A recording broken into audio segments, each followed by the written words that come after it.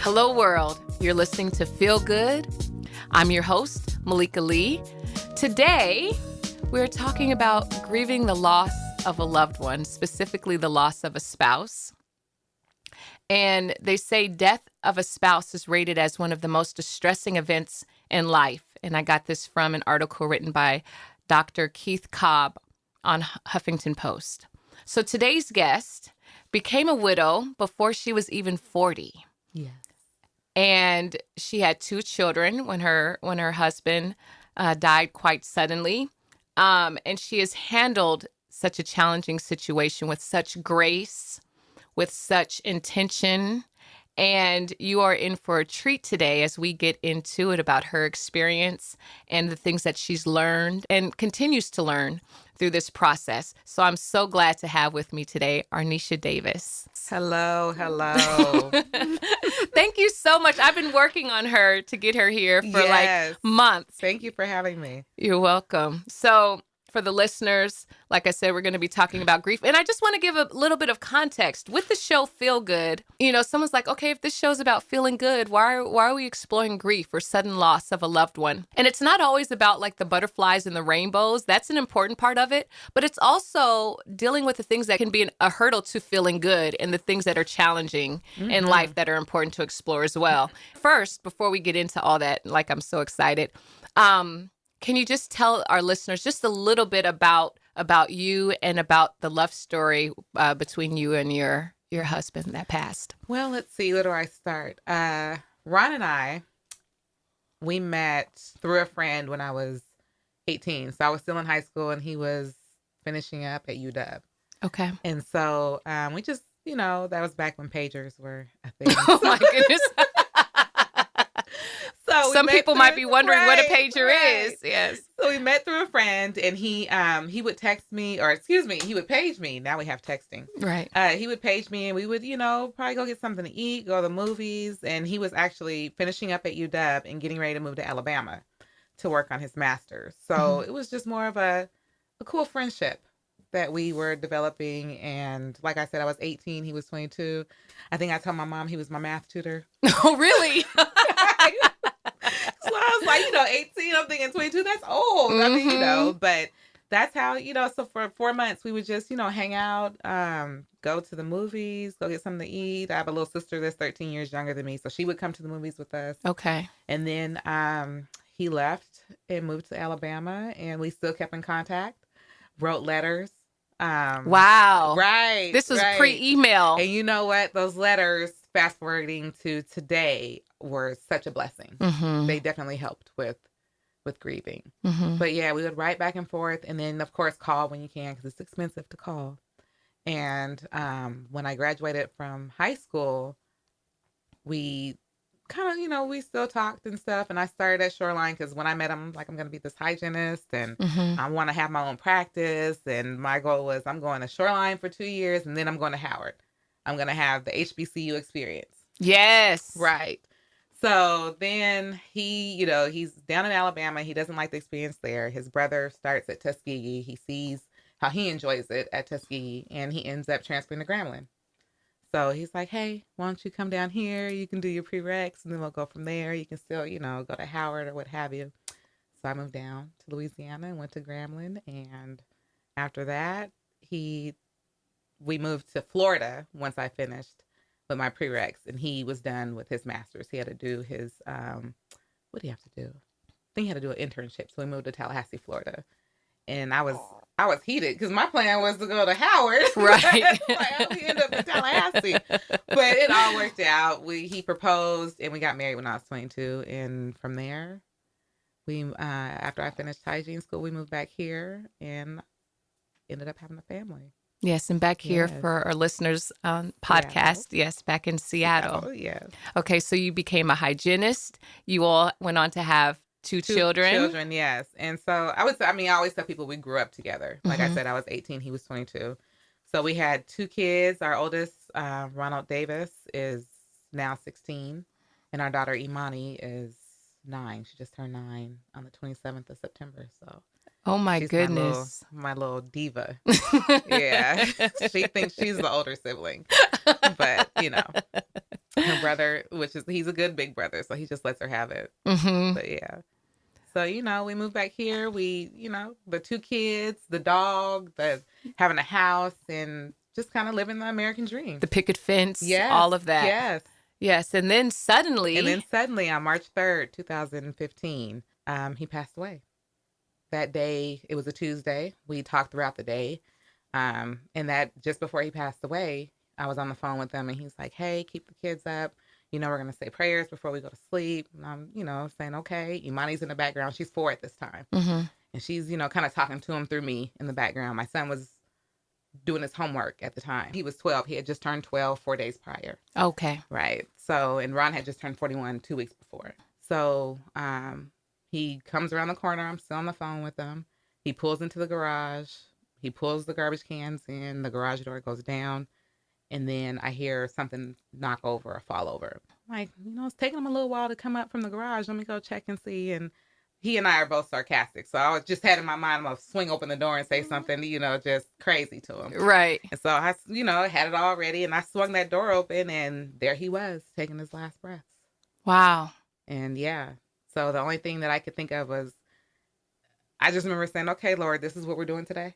Mm-hmm. And it was about 9:30 at night. And so I yell upstairs to tell my son to call 911, and I just start doing compressions. And then, so my son's upstairs calling. He's doing a phenomenal job at, being a 12-year-old. And I tell him to stay upstairs. My daughter's upstairs. And then I give my cell phone to call certain people because I'm still doing compressions at this time. And it seems like forever. Yes. It was probably 5 minutes. It seemed like forever. That is a long time. Yeah. But it seemed like forever that I was doing these compressions, and, I'm telling them, it's not your time. Like, you can't leave me here by myself.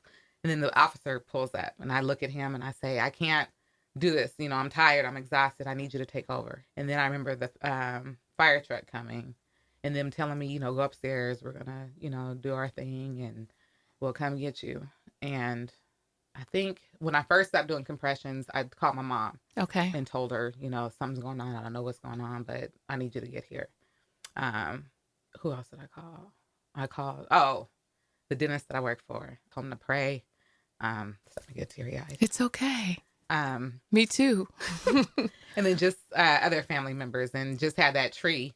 And I remember it was probably 10 minutes later, and my friend Juanita had got to the house, and they came upstairs and were like, he's gone. Yeah. And so I remember calling my mom back because she's like, well, just give it a minute. Let's see what they do. Yeah. And I called her and I was like, he's gone. And then I remember my son, excuse me. Yeah. Excuse me. Yeah. I will never forget this because I remember him just saying, God, why'd you take my dad? Mm-hmm. And so I remember sitting him on the bed and praying with him. Yeah. And telling him, if we weren't going to be okay, God would have never took your dad. We're going to be okay. And then from there, I remember going downstairs, getting a blanket from the laundry room, just laying on his chest. And I laid there until the coroners came. Wow. Yeah. And I remember like everybody, being around and in a circle and talking. And I remember kind of opening up my eyes and then closing them and opening my eyes, and closing them. And then, telling everybody, okay, before they actually put him on the gurney to, we need to say a prayer. Yeah. But I swear there was about 40 people. Wow. Yeah, at my house. And it wasn't chaos. Everybody just trying to make sure we were okay. Yeah. So family. Yeah. When you're family, saying everybody. Friends. First person that got there was actually Dr. Moore, the dentist I work with. Really? Yeah. Wow. They live close to us. So he was the first person. And I just remember, and I think at this time I was already laying on his chest. And I remember him just being in the, up against the garage door. And he just couldn't believe what he saw. Because he had just seen, Ron himself.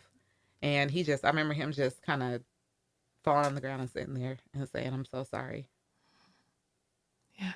And then from there it was, I think who was the second person? Aunt Deborah, Kiel, and those guys. All right. And then my mom and wow, my uncle, my cousins, and everything.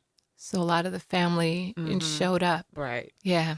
And so Arnetia knows this, and I'll share this with the listeners, that I had a very similar experience about 11 months prior, but my sudden loss was not with a spouse. It was with my father, who in the middle of a sentence when he and I were talking at home, stopped talking. And so there are certain things that she and I were talking about that they don't tell you, Right.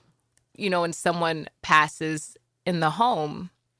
And one of those things is like, the same thing. I ended up doing compressions, and then the medics came, and then it's like after they say that this person has made their transition, and then they all leave. Right.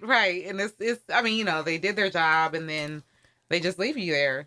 You're looking around like, okay, like, what's next? Exactly. Like, what do we do from here? Exactly and right. Thank the Lord that the police officer, he kind of told me the steps. We're gonna call the coroner. Where would you like the body taken after that? And I remember laying on Ron's chest thinking, why aren't I was sad, but it was just almost like a calmness that came over me, and I'm just like, so what do I do? Where do we go from here? And all this stuff, like a plan, just came to me. And it was, okay, we call Southwest. Southwest Mortuary is going to take care of the body. In the morning, I'm going to call Mount Pleasant, where his parents are buried. Just kind of going from there. But when I tell you, it seems like the coroners take forever and a day to get there. Yes. It's just like, why are we? And it was cold. It was March 3rd, and it was cold. And I remember our cousin Michelle saying, and she was trying to whisper, but I was still in tune to everything that people were saying. She was saying his hands are turning blue. Isn't it interesting the things that we remember and the sound? Because everything, I'll speak for myself and tell me if you relate to this. It's like our senses are heightened, but there's no time at the same time. Right. So it's like you remember everything. Everything is so clear, but it blurs together. Yeah. Yes. Yeah. Exactly. So the coroners come, and what were some of the things, because it's so sudden. Mm-hmm. So like that very first night, does anything stand out to you that you remember? I just remember the coroners came. My uncle helped them put his body on the gurney. Yeah. And as they were walking because my garage kind of slopes. So as they were walking up to the van, I called my best friend, Dana. And I was like, I told her what happened. And she, to this day, she's like, Arnetia, I thought you were playing. Because I was like, Ron died. I'm okay. I'm laying on his chest at this time. I'm okay. Wow. You don't need to come. And she's like, well, what do you mean? Like, I do need to come. I'm like, it's okay. And so as they were putting him in the van, or just before they were putting him in the van, her and my friend Keyshawn showed up. But before they put him in the van, I had to tell him to stop. And I just sat there and just cried. Yeah. Because I was like, my husband is really, I mean, it hits you. Like, this person is gone. I mean, when you're sitting there with the body in your face, you're like, okay, this is what happened. But when they're getting ready to actually take that body to wherever they take it to, it's real. Yeah. So I remember the driver saying, it's okay. We're going to take care of him. It's all right. And then I also had to make sure that I grabbed his phone, because he still had his phone on him, in his wedding ring. But yeah. Those last moments. Yeah. Yeah. And then, like you said, when they take the body, you're kind of like, okay, what do we do now? Right. And everybody is just kind of sitting at your house, quiet and somber. And then they leave. So I remember that night, it was probably, by the time we went to bed, it was probably 2 or 3 in the morning. And I was, at this time, I'm still thinking we have social media. So not everybody that we are close to is here in Seattle. So I'm like, okay, I got to wake up early, because I don't want people to find out through social media what happened. So the kids and I have them sleep in the room with me. We say our prayers, just like we always do. And I woke up, probably got 2 hours of sleep that night or that morning. So I woke up at about 5. I called their godfather, he was on the East Coast at that time. And I was calling from Ron's phone. So he answers and he's like, hey, what's up, man? Then I have to break the news. Yes. Oh my gosh. You're taking me back to I found that to be one of the most gut wrenching parts of it. How was that for you? It was the worst. It was gut wrenching. It was that call. And then also our good friend Davina, who is in Alabama. I was calling her that night, but of course, with the time difference, she didn't answer. So when she did answer, she already knew something was wrong. Right. And so I just had to take that deep breath, and I was like, Ron's gone. And I just remember her throwing the phone down and just crying.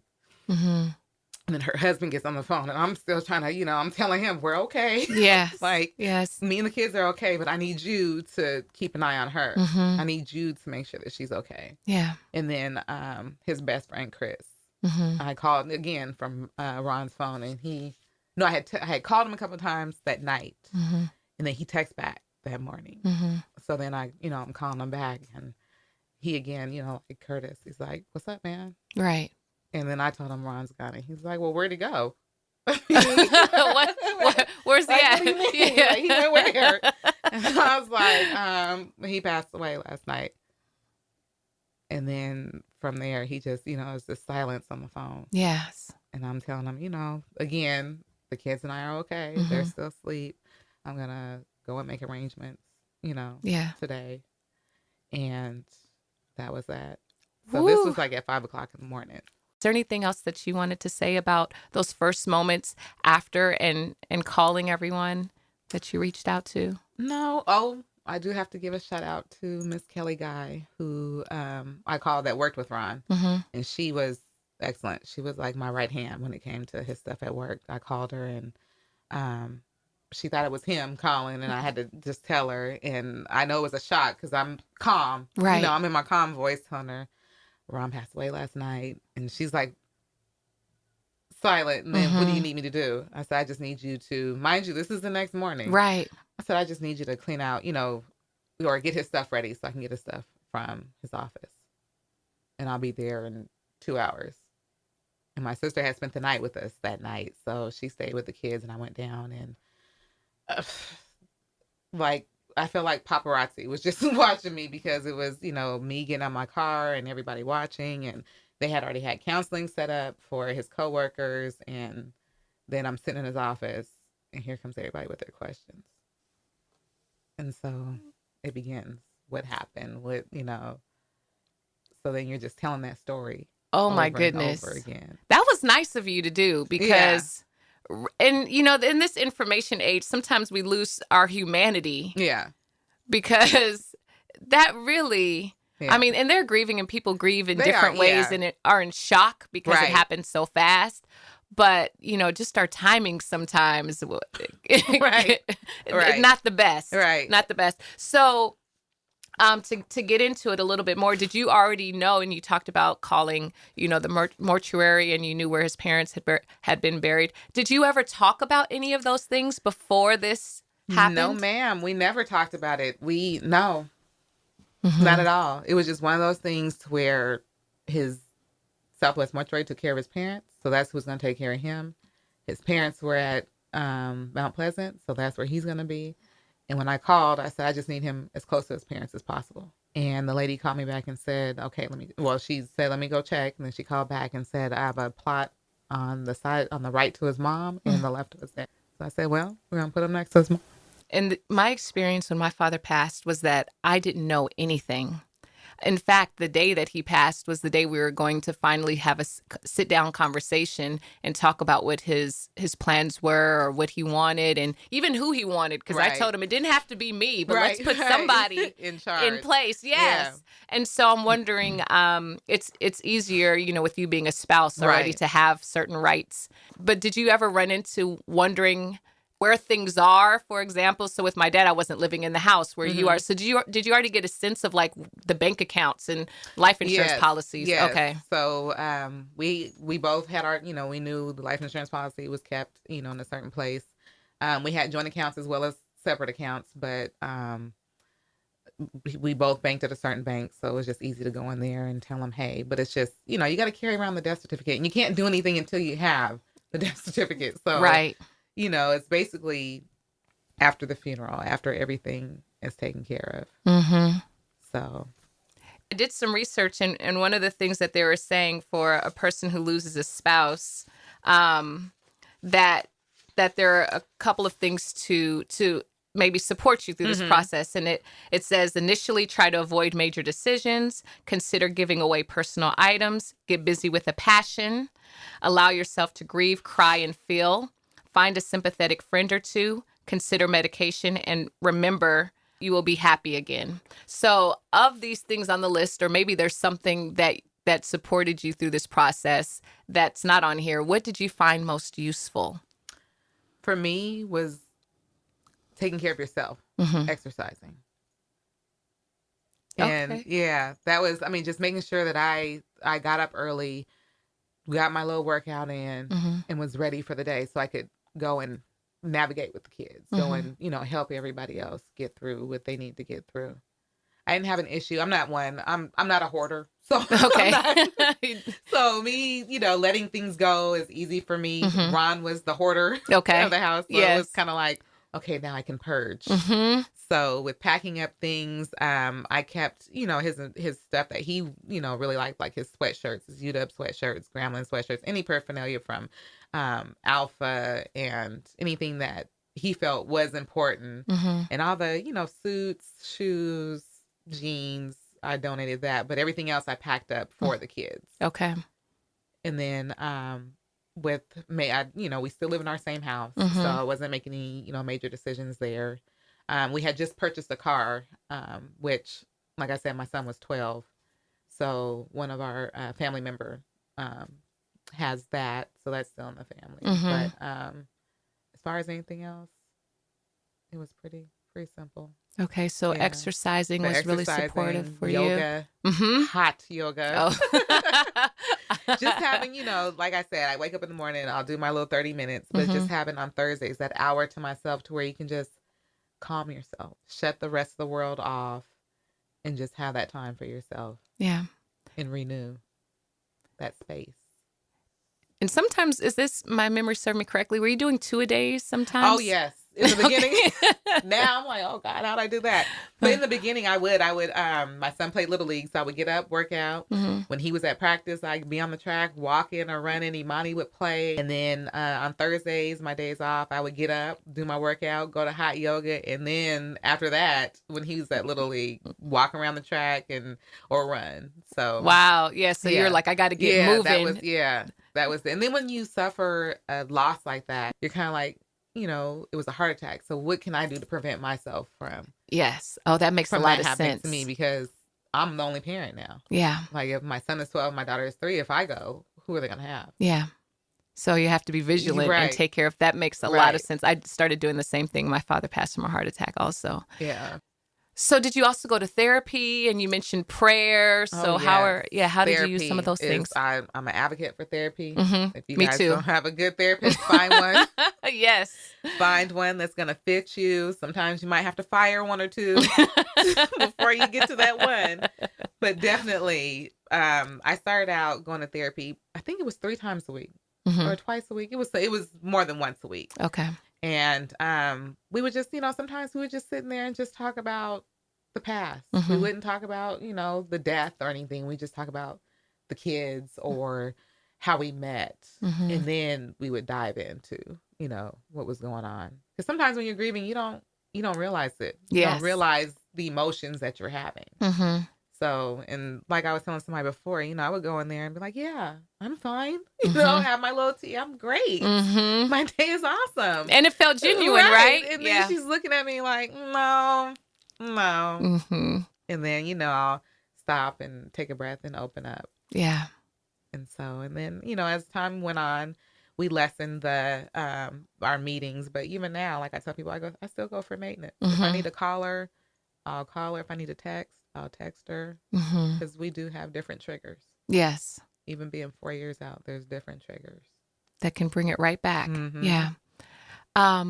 So we have just a couple minutes left, and I'm just wondering, for some of our listeners maybe that haven't lost a spouse or a loved one, what's like a first step? So to get ahead of, or what would be supportive of them, maybe to be proactive, so that it doesn't have to be so difficult, because we all pretend that we're not going to pass away at some point.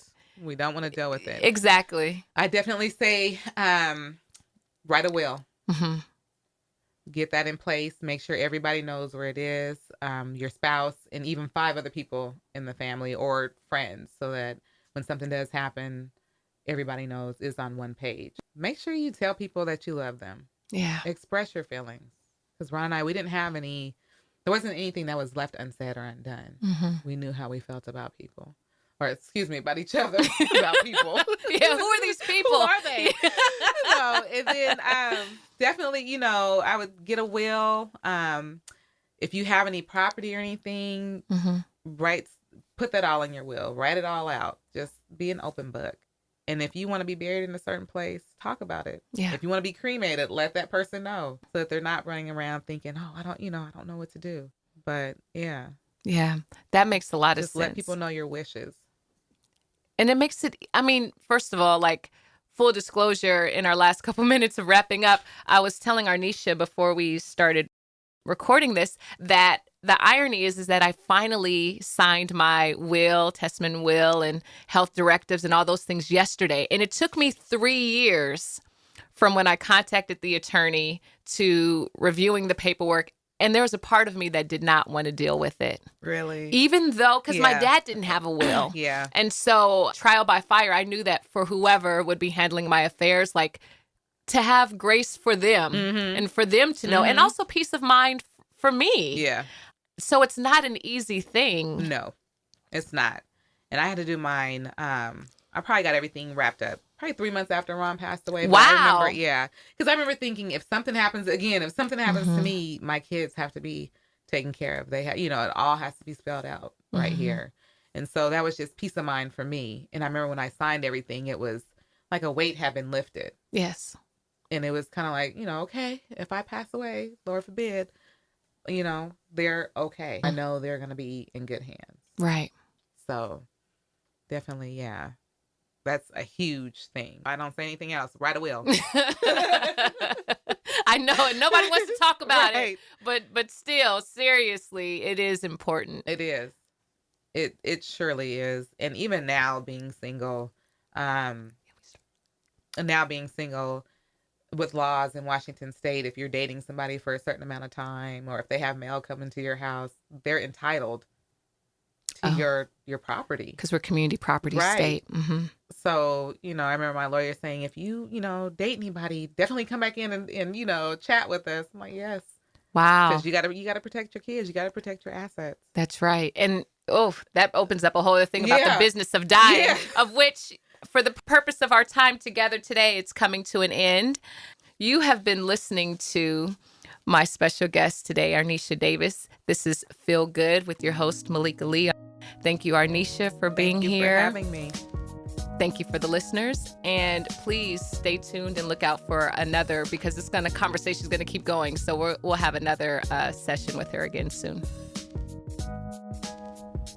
I hope you enjoyed today's episode of Feel Good, the podcast. If you did, please rate us and subscribe. Share it with your friends. You can follow me on Instagram at Ms. MS Malika Lee, MALIKALEE, where I'll post teasers for upcoming shows. Also, if you'd like to support the work, please visit our Patreon page, www.patreon.com/feelgood.